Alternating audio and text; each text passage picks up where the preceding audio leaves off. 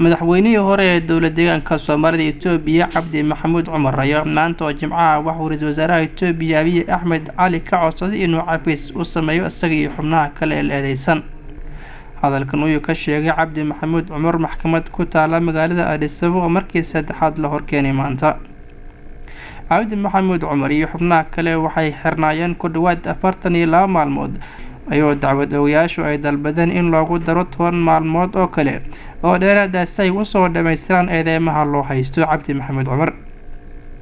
eedeymaha loo haysto Cabdi Maxamuud Cumar ayaa waxaa ka mid ah xadgudubka xuquuqul aadanaha iyo sidoo kale rabshadaha u dhexeeya qowmiyadaha Itoobiya wadaaga kuwaas oo ka dhacay magaalada Jigjiga 4tii bishii Agast ee soo dhaaftay.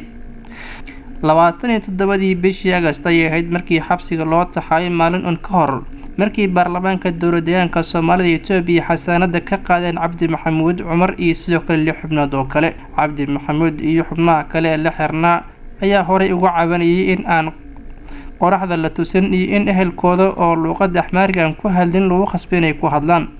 xaakimka maxkamadda ayaa si adag ula hadlay dacwad oogayaasha kuwaasi oo ka socda dhanka xeer ilaalinta una sheegay inaan loo baahnayn sii socoshada dacwadan. hore inuu u siiyay fursad ay ku dalbadeen oo ahayd in loo kordhiyo 14 maalmood maantana ay dalbadeen 10 maalmood oo dheeraad ah si ay u soo dhameystiraan dacwadoodii cadeymaha ay u hayaan madaxweynaha dowlad deegaanka. Cabdi Maxamuud Cumar ayaa maxkamadda ka dalbaday in isaga iyo xubnaha kale la xiran laga gaarsiiyo ra'iisul wasaaraha Itoobiya Abiy Ahmed inuu cafis u sameeyo maadaama uu mudan yahay uu soo shaqeeyay wadanka muddo dheer.